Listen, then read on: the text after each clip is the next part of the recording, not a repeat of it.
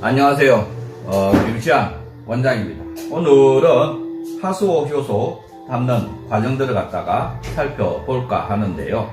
먼저 하수오는 탈모를 예방하고 갱년기 증상을 완화시켜준다. 하수오의 항산화 성분은 새치를 검게 만든다. 안면, 홍조, 피로, 불면증 등을 갱년기 증상을 완화시켜준다. 두뇌 기능을 향상시키고 마음의 안정을 줘 수험생들이 먹으면 좋다. 하수오는 갱년기에 겪는 다양한 신체 변화를 다스릴 수 있도록 도와준다. 갱년기에는 폐경으로 인해 여성 호르몬이 결핍되어 안면, 홍조, 불면증, 다열, 우울증, 피로 등 증상을 나타나는데 하수오의 프로게스테론 성분이 호르몬을 활동을 왕성하게 해 이런 증상을 완화시켜 준다. 또한 하수오 속에는 헤모틴이라고 하는 성분이 있는데 이 성분이 대장, 정맥을 자극해 연동 운동을 촉진시킴으로써 변비를 치료하는데 효과를 발휘한다. 하수오 효소 재료 하수오 300g, 배 1kg 200, 황설탕 1kg 200을 준비를 해주시면 되고요. 버무리는 양지기와 전지가위 또는 칼도마가 필요합니다. 효소를 담는 유리용기가 4리터 내지 5리터 유리용기를 준비를 해주시면 됩니다. 하수오 효소 담는 과정들을 갖다가 살펴보겠습니다. 첫 번째, 하수오는 손으로 뚝뚝 잘라 준비하거나 전지가위를 이용해 2-3cm 간격으로 잘라준다. 두 번째, 배는 껍질과 씨방까지 모두 사용한다. 크기에 따라서 6등분 내지 8등분을 한 뒤 1cm 간격으로 썰어준다. 세 번째, 설탕 720g 중 일부를 용기 바닥에 약 1cm 두께로 깔아준다. 4. 배를 썰어 놓은 그릇에 손질한 하수오를 넣는다. 7번째 과정에서 사용할 설탕을 제외한 나머지 설탕을 넣고 버무려준다. 5번째, 배에서 물이 나와 하수오 표면에 설탕을 잘 코팅이 되도록 세게 버무려준다. 6번째, 잘 버무린 하수오와 배를 준비된 용기에 70% 정도만 담는다.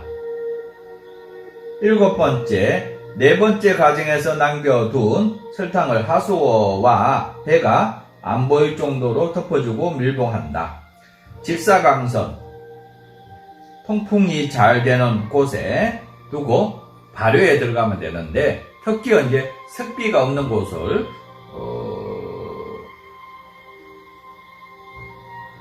습기가 없는 곳에서 발효에 들어가시면 아주 좋습니다.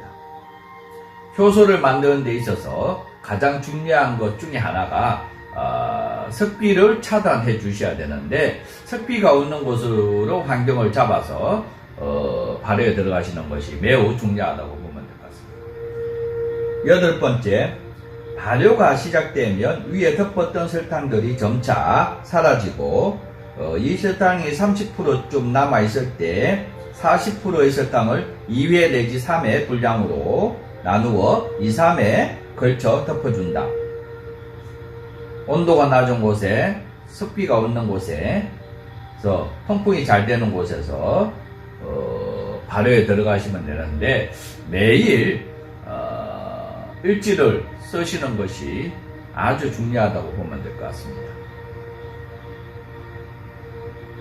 9번째, 하수오 효소 발효 기간은 7, 8개월이다. 발효가 끝나면 재료를 걸러내고 원액만 숙성 용기에 담아 숙성은 약 1년 이상을 숙성을 해 주시는 것이 아주 좋다고 볼 수가 있습니다. 하수원은 우리나라에 제가 기억하고 있는 것이 이제 백하수호가 있고 적하수호가 있는데, 저는 이제 적하수호를 갖다가 많이 활용을 하고 있습니다.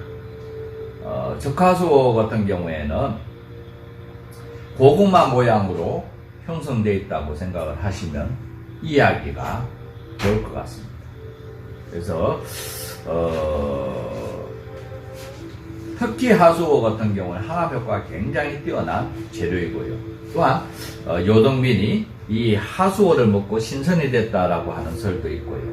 그러다 보니까 노화 방지라든가 젊음을 유지하게 하는 재료이기도 합니다.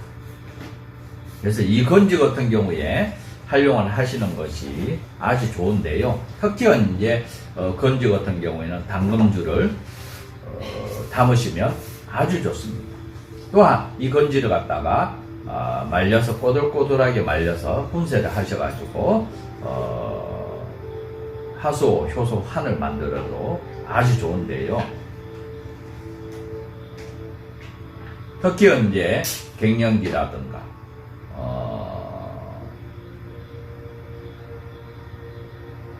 여성 호르몬 분비를 형성할 수 있는 재료이기도 하고요. 또한 이제 노화 방지 이런 부분을 갖다가 활용하시는 데 아주 좋은 재료이기도 합니다. 그래서 효소를 잘 만들어서 활용하시는 것이 아주 좋다고 볼 수가 있습니다. 오늘 하수오, 효소 담는 과정들을 갖다가 살펴보았는데요. 다음 시간에도 기대해 주시고 살펴봐 주시면 감사하겠습니다. 오늘 하수오 담는 과정들을 갖다가 살펴보았습니다. 김시안 원장이었습니다. 감사합니다. 안녕하세요. 오늘도 약용되는 식물을 소개하도록 하겠습니다. 오늘은 혈액을 맑게 하고 기혈순환을 조화롭게 하는 작약을 소개하도록 하겠습니다. 옛날 중국 사천성에 공부밖에 모르는 한 선비가 살았는데 외부 출입을 거의 하지 않고 하루 종일 독서를 하거나 마당에 나가 붉게 핀 큰 꽃을 감상하는 것이 일과였습니다. 따뜻한 봄날 화려하게 핀 큰 꽃을 취해 있었는데 아름다운 미모를 지닌 처녀가 찾아와 선비의 시중과 자질구레 집안일을 거들어주겠다고 자청하자 흔쾌히 수락을 하였다고 합니다. 이 처녀는 하루 종일 집안일을 도맡아 할 뿐 아니라 교양까지 겸비하고 문학도 출중하여 선비에게 더 없어서는 안 될 동망자가 되어버렸다고 합니다. 이 선비는 처녀를 만나 꿈같은 달콤한 생활에 취해 있었는데 어느 날부터 예전부터 알고 지닌 유명한 도인이 찾아왔는데 선비는 처녀를 자연스럽게 소개하려 하는데 처녀가 없어져 버린 것입니다. 아무리 불러도 대답이 없고 구석구석 찾아봐도 보이지 않다가 갑자기 선비의 눈에 처녀의 모습이 스쳐 지나가는 것이었습니다. 선비는 반가운 마음에 처녀의 뒷모습을 쫓아갔는데 처녀가 벽 속으로 서서히 숨어들더니 모습이 보이지 않고 목소리만 들리는 것입니다. 저는 사람이 아니고 선비님이 사랑해주던 꽃의 혼으로 잠시 사람으로 변신하여 선비님을 도왔을 뿐입니다. 오늘 집에 도인이 온 것을 계기로 다시 본래의 꽃으로 돌아갑니다. 라는 말을 남기고 사라져버린 것입니다. 이후 선비는 아름다운 천을 변신한 그 꽃의 혼을 그리며 평생 혼자 살았다고 하는데 이 일화에 등장하는 식물이 바로 작약입니다. 작약은 작약과의 목당 속 여러 해살이 초본 식물로 중국, 몽골 등 전 세계적으로 30여 종이 분포하고 중국은 서기 280년 진나라 시절부터 작약을 광석용으로 재배했고 목단을 꽃 중의 왕이라 해서 화왕, 작약을 목단 다음의 꽃이라고 하여 화상이라고 부른다고 합니다. 우리나라에는 오래전 중국에서 반입되어 재배하고 있는 자격과 높은 산의 계곡이나 비탈길에서 등에서 볼 수 있는 큼지막한 흰꽃이 피는 산잔약, 목당 등이 있습니다. 작약은 40에서 80cm 정도 자라며 잎은 어긋나는데 잎 표면은 광택이 나고 뒷면은 연한 녹색이며 가장자리 밋밋합니다. 줄기는 한 포기에서 여러 개가 나와 곱게 자란다고 합니다. 작약은 꽃이 예쁘고 아름다워 약효가 좋은 식물이어서 작약이라고 불렸다고 합니다.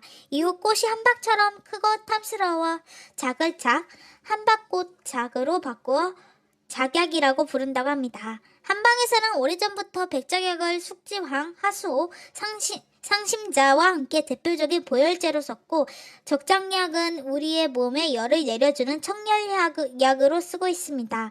그런데 흰 꽃이 피거나 뿌리가 흰 것은 백장약, 붉은 꽃이 피거나 붉은색이 도는 것은 적장약, 산에 피는 것은 상장약 또는 백자약으로 부르는데 잘못된 것입니다. 작약은 꽃이나 뿌리의 색으로 구별하는 것이 아닙니다. 백장약은 파에오니아 락티프로라, 뿌리는 가을에 캐서 겉껍질을 벗긴 것이고 적용약은 파에오니아 오보바타, 뿌리로 가을에 캐서 겉껍질을 벗기지 않고 깨끗이 씻어 말린 것이고 백작약의 뿌리를 벗기지 않는 것도 적정약으로 취급하고 상장약은 파에오니아 오보바타, 근년식물로 흔 꽃이 피지만 적작약 유사종으로 분류한다고 합니다. 작약은 임상실험에서 간약세포의 세포 과사 유도하는 항암작용이 입증되었고 혈액순환을 좋게 하여 혈압을 떨어뜨리고 적혈구의 활동을 증가시킨다고 합니다. 췌장세포의 활동을 활성화하고 인슐린 분비를 촉진하여 혈당을 떨어뜨리고 위장운동을 항진시켜 위액 분비를 억제한다고 합니다. 항암증의 작용 및 진정작용을 한다고 합니다. 한방에서는 작약 뿌리를 약재로 쓰는데 겉껍질을 제거한 것은 백장약, 겉껍질을 제거하지 않은 것은 적장약이라고 합니다. 백장약은 우리 몸에 부족한 것을 보태주고 자양하는 보익약 중 보혈약으로 분류하고 맛은 쓰고 시며 찬성질입니다. 우리 몸의 간장과 비장을 이롭게 하는 약재입니다. 적장량은 우리의 몸에 열을 내려주는 청열량 중 청열량혈량으로 분류합니다. 맛은 쓰고 성질은 차며 우리 몸의 간장을 이롭게 하는 약재입니다. 작약은 뿌리 위에 꽃도 약재로 쓸 수 있고 꽃은 꽃봉오리가 맺혀 있을 때 따서 살짝 떠서 말려 차로 우려내어 마시고 꽃봉오리째 35도 술을 담그면 작약주가 된다고 합니다. 뿌리는 가을부터 이듬해 봄까지 채취하여 잘게 썰어 말려 쓰거나 가루내어 환을 지어 먹어도 된다고 합니다. 35도 술에 담가 마셔도 된다고 합니다. 작약은 1일 뿌리 6에서 12g을 쓰고 환을 지었을 때는 1일 3회 20에서 30알을 복용한다고 합니다. 작약은 차가운 성질이므로 평소 몸이 냉하여 복통과 설사를 자주 하는 사람은 복용량을 초과하지 않아야 한다고 합니다. 작약은 꽃이 화려하고 아름다울 뿐만 아니라 약효도 탁월한 약용식물로 수익성이 높은 작물입니다. 냉응성이 좋아 우리나라 전역에서 재배가 가능하고 토심이 깊고 물에 빠짐이 좋은 양지 많은 비옥한 영토가 적지이다라고 합니다. 여기까지 작약에 대한 소개였고요. 영상 끝내시기 전에 구독과 좋아요 눌러주시고 그럼 감사합니다.